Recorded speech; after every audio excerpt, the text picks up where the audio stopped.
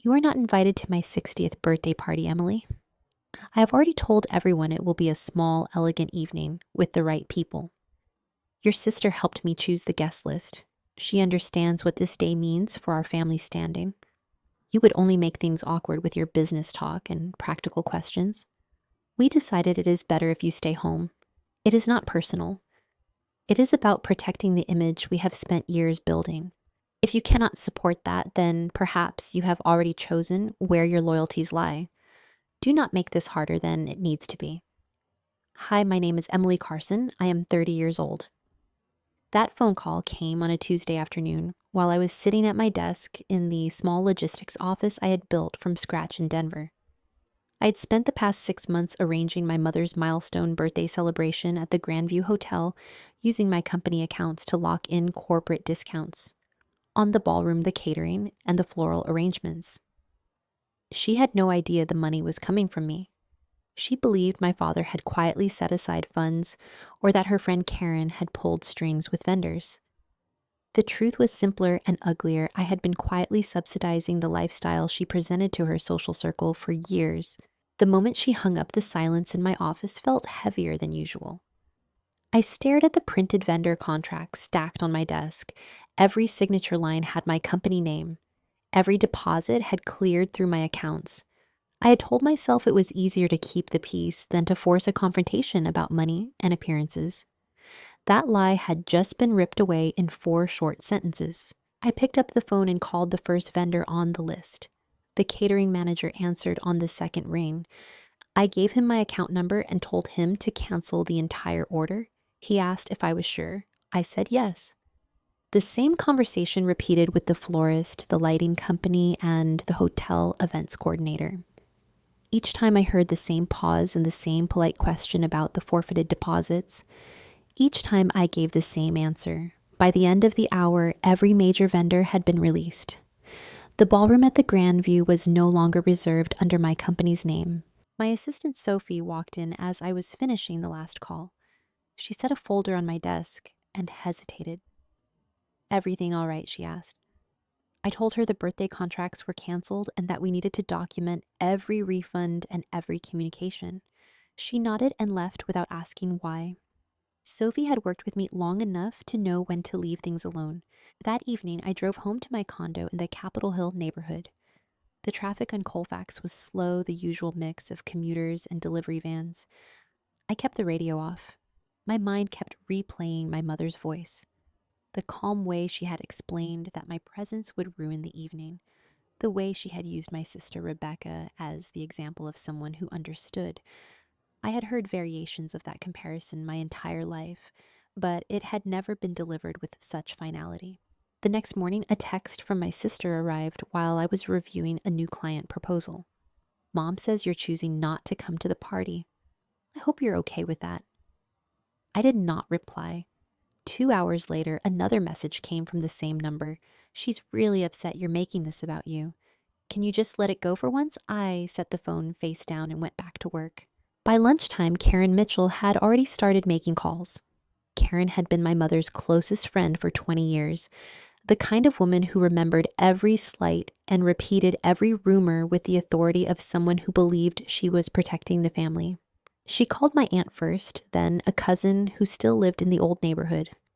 By the time the sun went down, 3 different people had texted me asking if I was doing all right and whether I needed to talk to someone. None of them mentioned the birthday party directly. They did not have to. I met my father for coffee the following afternoon at a small cafe near his office. He looked tired. He stirred his coffee longer than necessary before he spoke. Your mother is under a lot of pressure with this party, he said.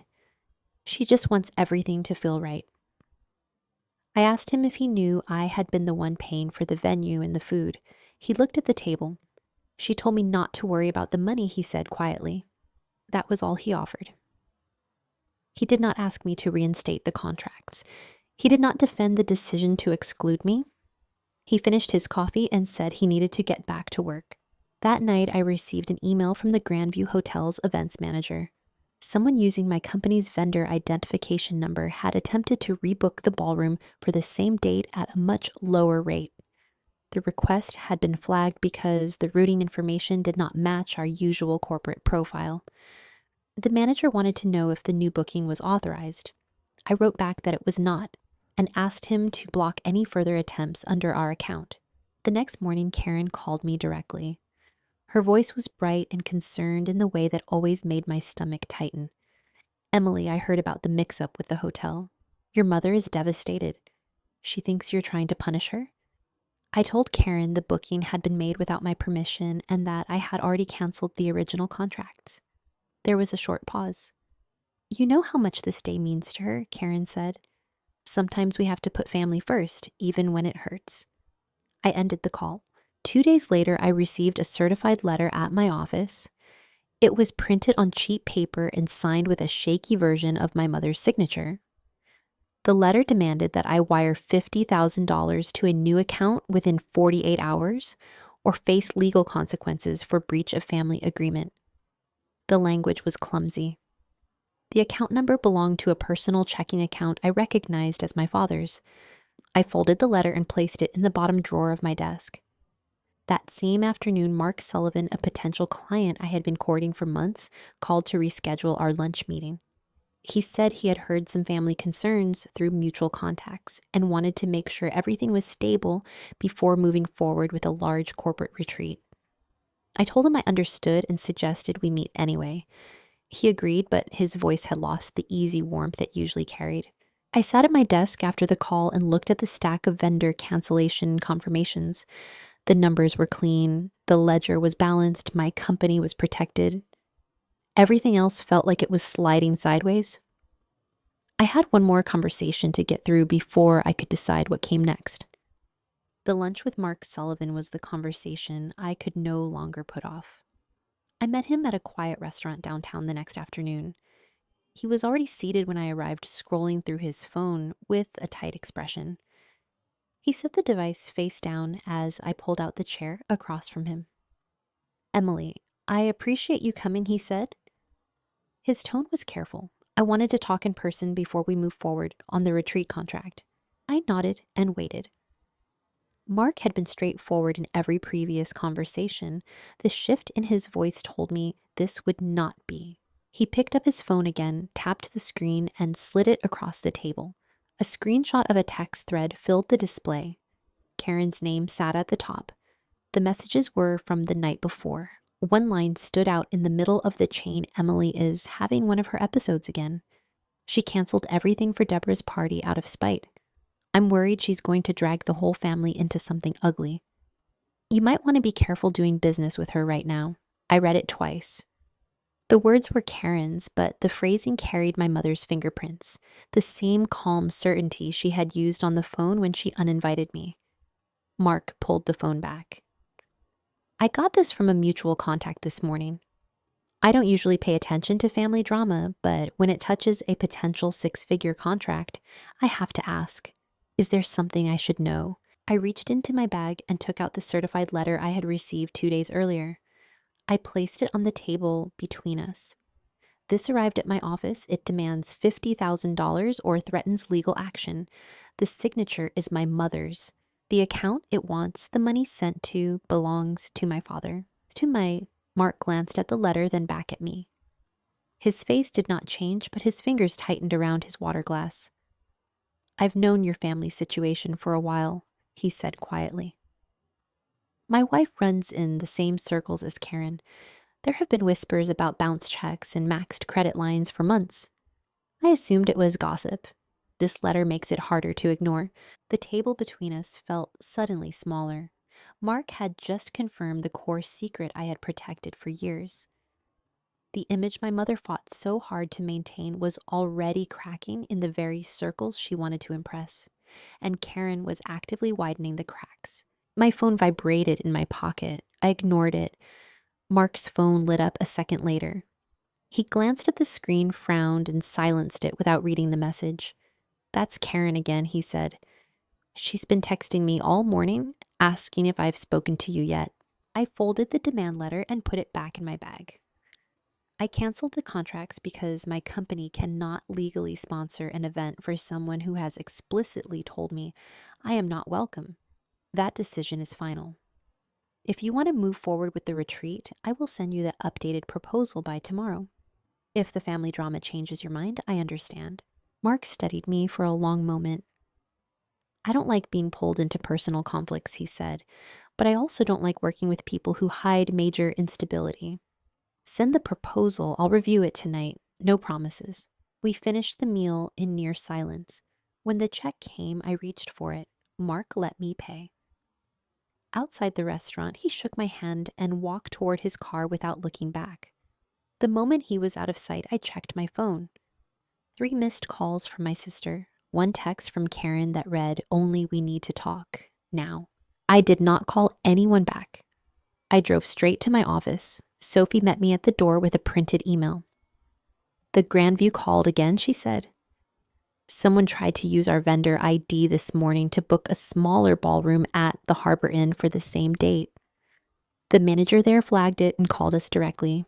He wants written confirmation that we did not authorize it." I took the email. The attempt had come from an IP address I recognized as my parents' home network. They were still trying to salvage the party on my company's credit. The chaos was escalating faster than I had expected. Before I could answer Sophie, my office line rang. The caller ID showed my mother's cell number. I let it go to voicemail. 30 seconds later, it rang again. This time it was my father's number. I answered. "Emily." His voice was low and strained. "Your mother she's not handling this well. Karen told her you showed some letter to a client. She wants you to call her and fix this before it gets worse." I kept my voice even.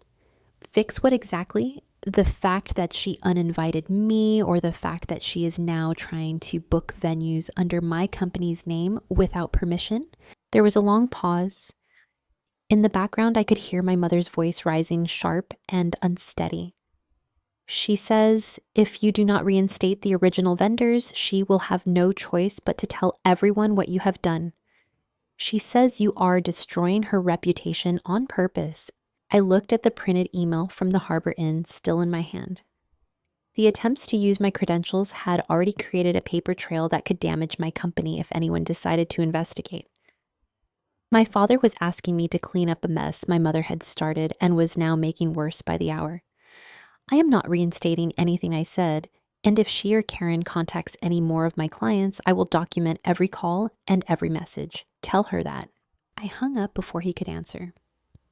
Sophie was still standing in the doorway. She had heard enough to understand the situation had moved past family disagreement into something that could affect the business. "What do you want me to do about the Harbor Inn?" she asked. "Send them a formal letter on company letterhead stating we did not authorize any booking and that any further attempts should be reported to us immediately. Copy our legal contact."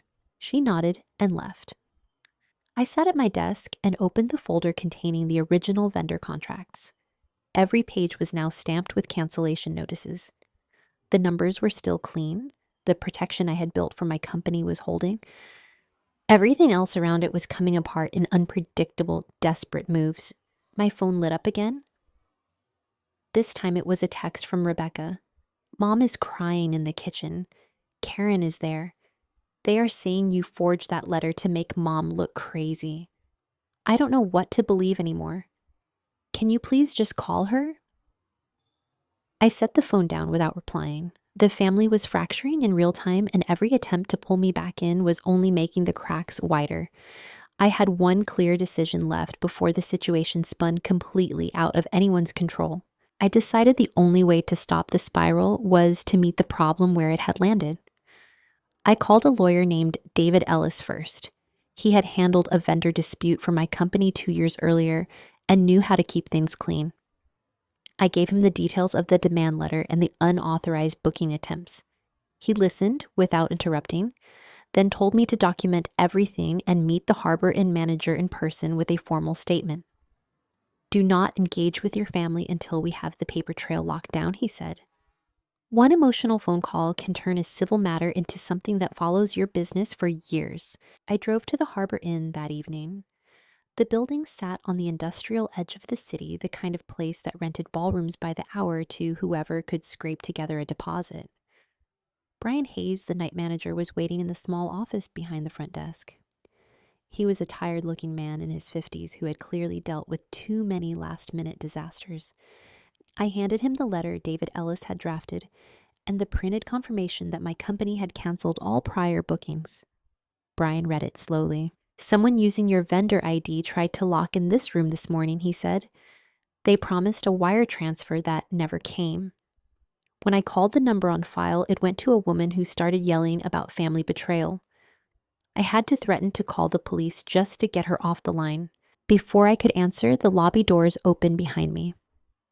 My mother came in first, followed closely by my father, my sister, and Karen Mitchell. They looked like they had driven straight from an argument. My mother's hair was coming loose from its usual neat style. My sister's eyes were red. Karen stood slightly behind my mother, one hand on her arm, like she was both supporting and steering her. My mother spotted me and stopped. "You," she said. Her voice was loud enough to carry across the empty lobby. "You think you can come here and make yourself look like the victim while you destroy everything we planned?" Brian Hayes stood up. "Ma'am, this is a private meeting. If you have business with the hotel, you need to go through the front desk." My mother ignored him. She stepped closer to me. "You canceled the vendors. You showed that letter to a client. You are trying to humiliate me in front of people who actually matter.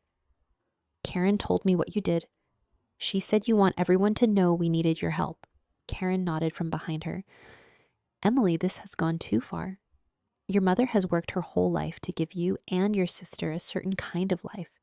You are punishing her because you cannot stand not being the center of attention." My sister stayed near the door, arms wrapped around herself.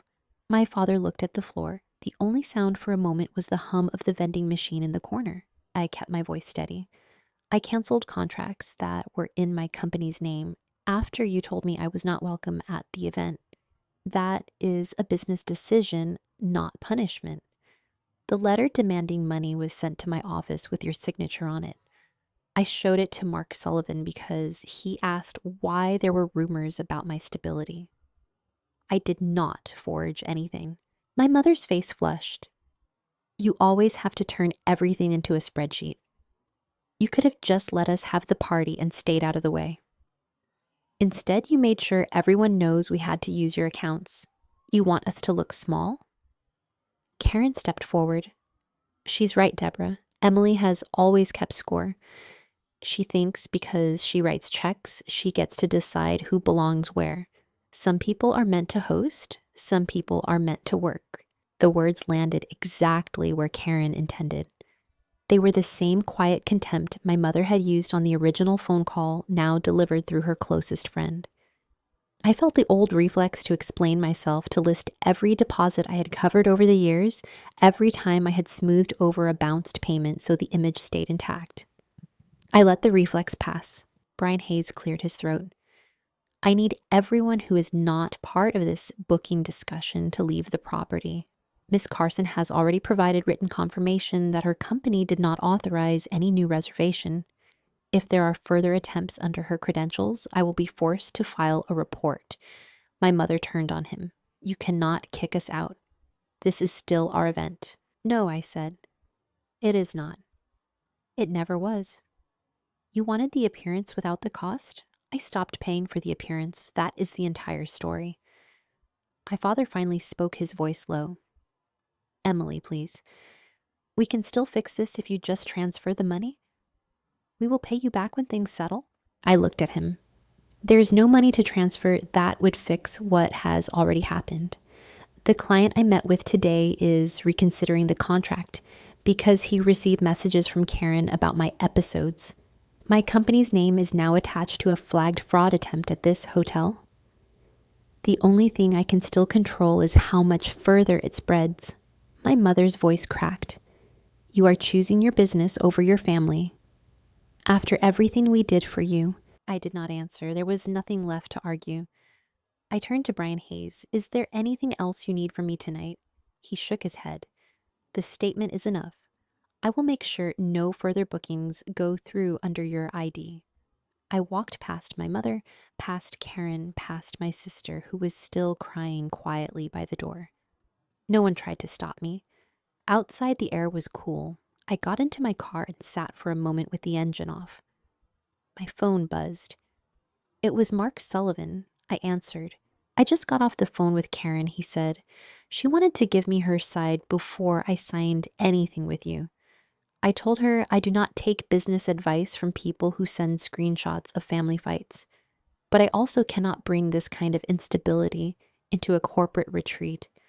I am going to pass on the contract. I understand, I said. I'm sorry, he added. You seem like someone who keeps her word. That used to be enough. He hung up. The loss of the contract was real. 6 months of work on the proposal, the revenue my company would have used to hire another coordinator, the validation of landing a client that size. All of it gone because I had refused to keep financing an illusion that was already collapsing. I started the car and drove back toward my condo. The streets were quiet.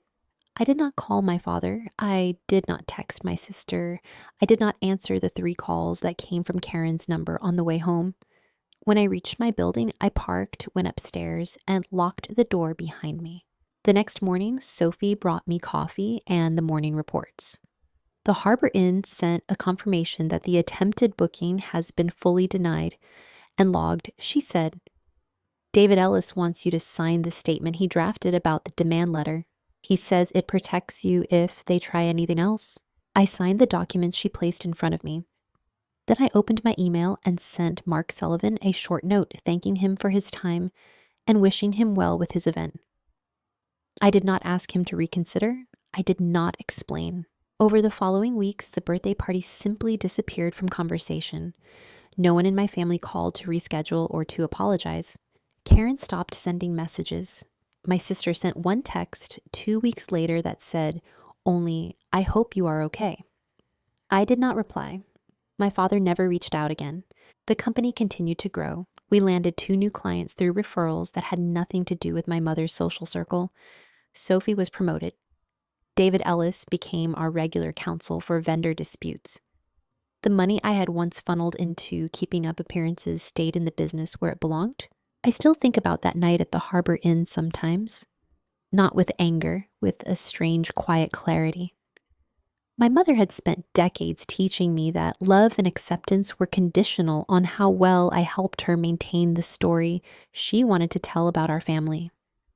When I stopped helping, the story fell apart exactly as she had always feared it would.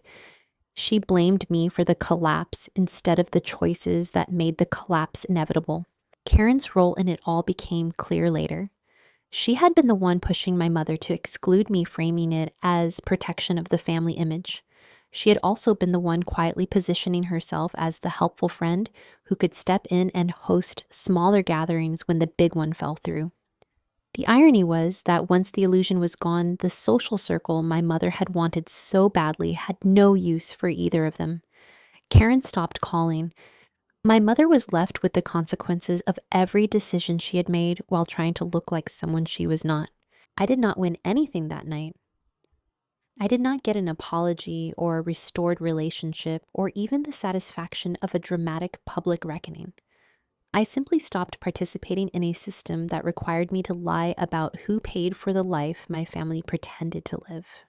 The cost was real, a major contract, the last fragile threads of connection to my parents and sister, the version of myself that still believed if I just worked hard enough and stayed quiet enough, I could earn a seat at a table that was never actually offered to me.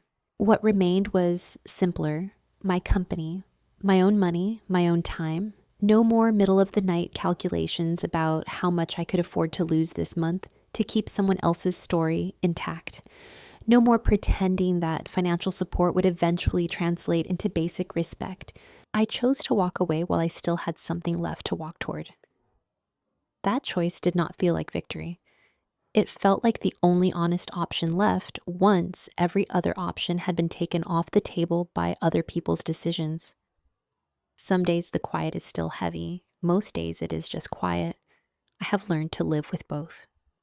Thank you for listening to my story. If protecting your own stability meant watching the people who raised you lose the illusion they valued more than the relationship, Would you keep paying the price to hold it together or would you let it fall?